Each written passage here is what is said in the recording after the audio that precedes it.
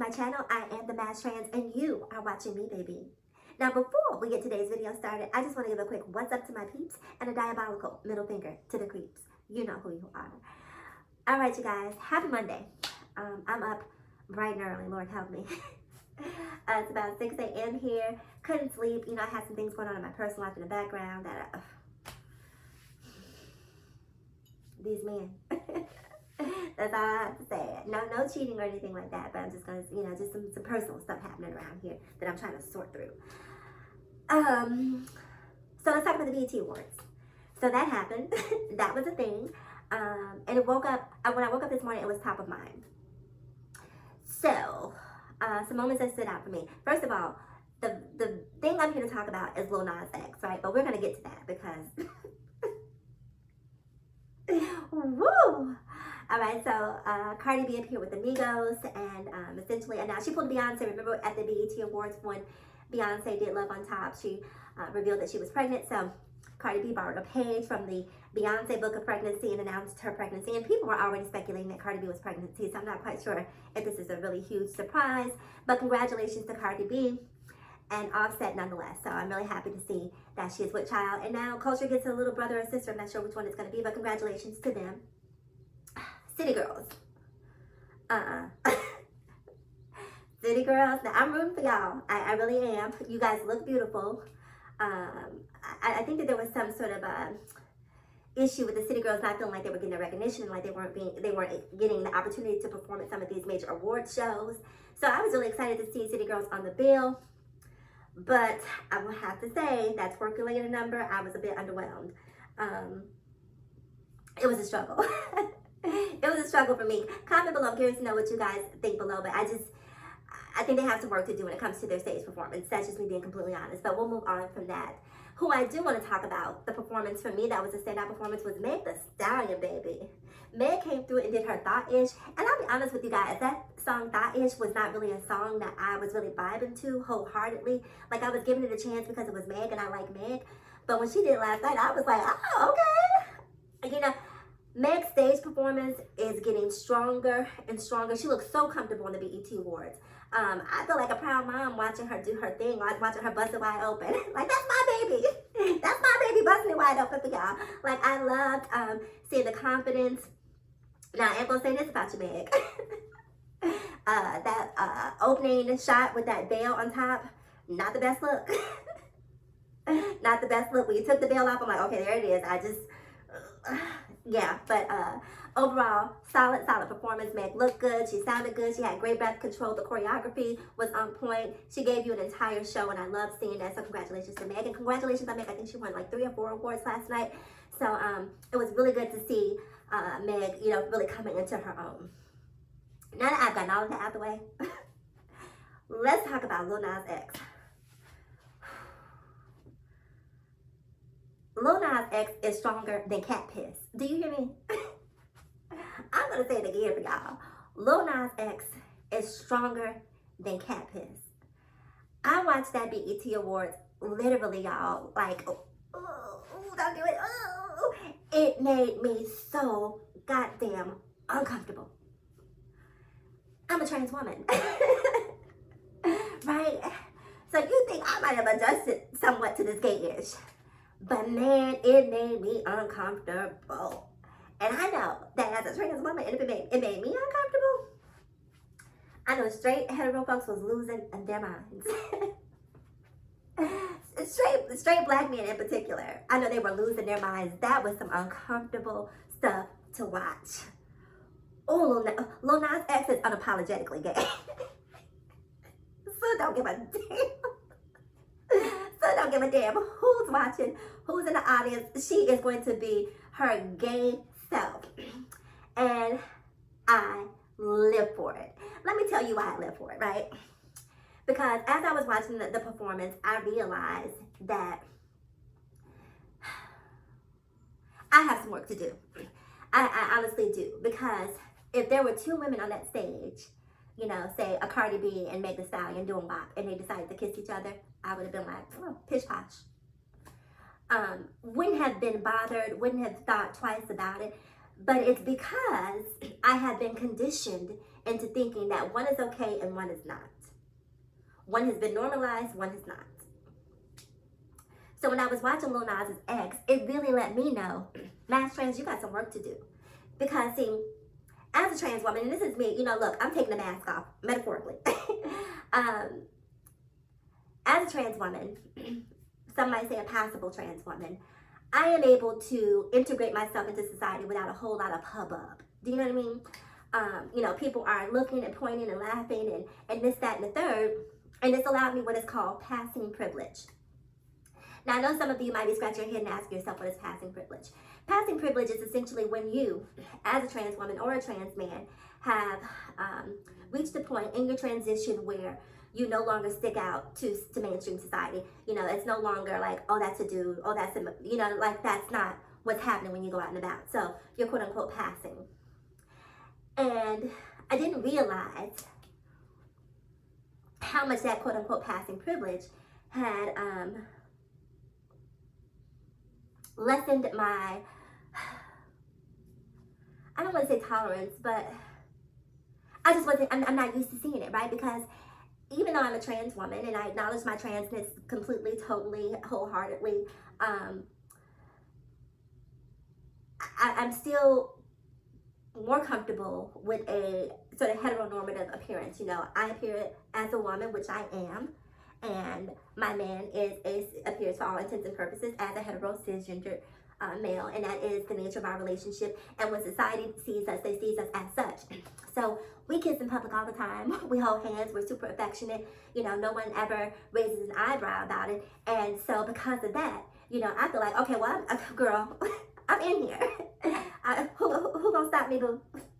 And I realized watching Lil Nas X's performance that there was some prejudice that existed in me. And let me change that. I don't know if it was prejudice, right?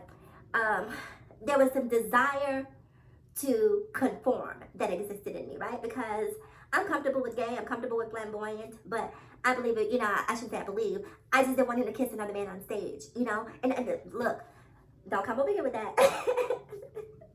Don't come over here with that, because I'm being honest with you guys and telling you guys about how I feel. And I'm talking to you about the work that I have to do, because nothing that Lil Nas X did last night was wrong. He had absolutely every single right to do everything that he did. He is an artist. He has the right to creative expression. He is a human being. He has the right to love and love who he chooses to love. And so seeing that I was so affected by it, and not even just affected by it, I was so concerned. It's like when, put a pin in that, I'm gonna come right back here. It's like when Black people say, don't act that way, like they don't want you, or wearing the whole bonnet thing that happened a few months when Black women were wearing bonnets in public and the whole photo went viral, and people didn't, a lot of Black people were bothered because they were concerned with what white people would think. Watching Lil Nas X's performance, I was concerned with what straight Black men might think. How uncomfortable was this going to make them? All I could think about was them watching this in the audience, and all of them like, oh hell no, y'all know how I do not. Oh hell no, y'all see that BET tripping? It's a gay agenda. It's a gay agenda. Y'all know the black men won't holler that gay agenda nonsense. Oh, and a New York Minute, baby, it's a gay agenda. Everything is a gay agenda to them. So watching Lil Nas X's performance on the BET Awards last night definitely let me know again that there was some work to do. There was some triggers for me, and I applaud Lil Nas X for not giving a fuck. I said fuck on YouTube, okay? Not giving a fuck. I applaud Lil Nas X for not giving a fuck about what anybody thinks, because that took, I wonder what the conversation is that he has with his management. I wonder what's the conversation he has with himself. I'm going to run the video down here as I'm speaking so you guys can see it for yourself, see some of it. But I wonder, is he nervous? Is he thinking to himself, maybe I'm going too far? Or is he maybe on the opposite side saying, hey, we're not going far enough? Because it was a toned down version of the video. The video was 1,000 times more salacious than that BET performance was. BET gave you this whole Pharaoh moment. He gave you I bet you remember Okay, y'all know that remember time to you. Let me stop. Let me stop. But he gave you a whole Michael Jackson remember the time moment. And when I saw him walk up to the woman, I said, oh, at the very beginning of the performance, you see someone, a hooded entity walking up to the woman and she disappears. I'll remember the time. Or the person disappears. I'll remember the time. Just the same way that Michael Jackson did to Iman as she portrayed the queen in Remember the Time video. So I said, oh, okay, well, he put a woman up here. He realizes he's performing in front of this black audience, and he's not going to give all that here. He's not going to give all that here. And then I saw him in the middle of the floor, and he came up, and they took it off, and I said, oh, well, I'm wrong.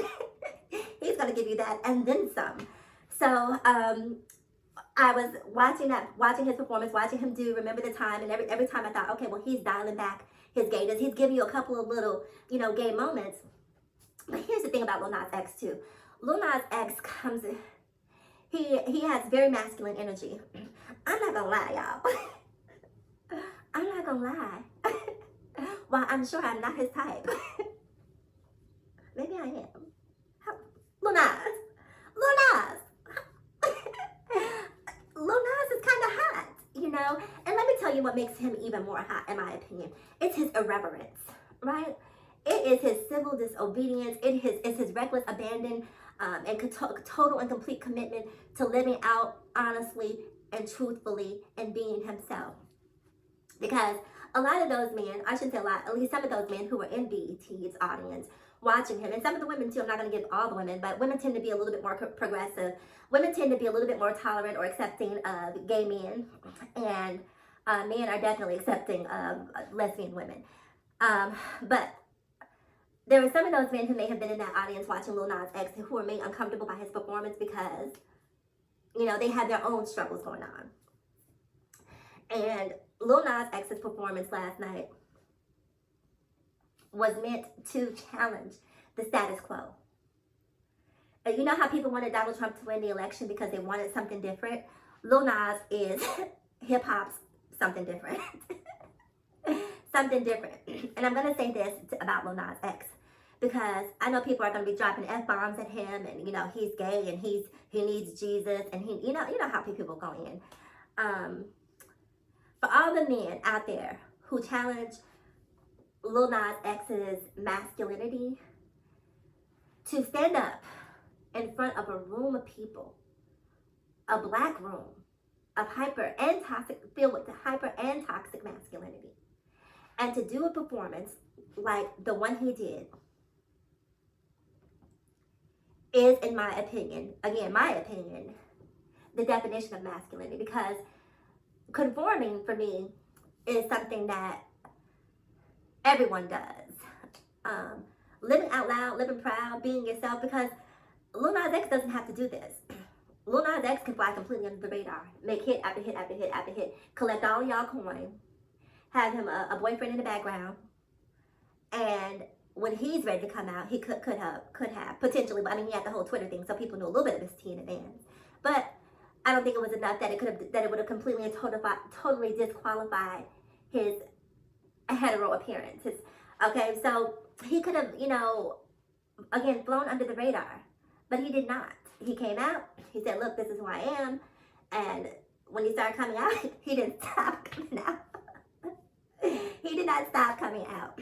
And I really think that it is essential for these normatives to be challenged. Hip-hop has been a bastion of homophobia, a bastion of transphobia, and no one's really come along to push back on that in a real way. And Lil Nas X is the first one to do that, and to do it on the scale that he's doing it, right? Because Lil Nas X is a global phenomenon. He's like the hip-hop Elton John. And I just think it's very much so needed. So Lil Nas X to me epitomizes what I would want a man to be. And a man is someone who stands up and says, "Look, I don't have to change. I'm me. I do what I want to do. I do it how I want to do it. If you got a problem with it, come see me. Come see me. Come get this smoke." You know what I mean? Yeah, you're my horrible New York accent. Not me. So anyway, you guys, that's pretty much all I have to say. I'm really curious to hear what you guys have to say about this Lil Nas X performance. It was a lot, but again, it was needed. So I applaud Lil Nas X. Job well done. Say what you want to say about the content of the performance. Or the theme. Lil Nas X bucked, baby. He gave you what he knew the assignment and completed it with extra credit. Okay. So, all right, you guys. I need to get ready to get out of here. It is Monday morning. Back to work. It's time to go back to work. Who thought of work? Whoever you are, the person who created this work culture, I hate you. I hate you. All right, guys. Remember to like, comment, subscribe, and share. I am the Nash Trans, and before I go, ask yourself this question. Why be bitter when you can be better? I'll talk to you guys again in my next video. Mwah.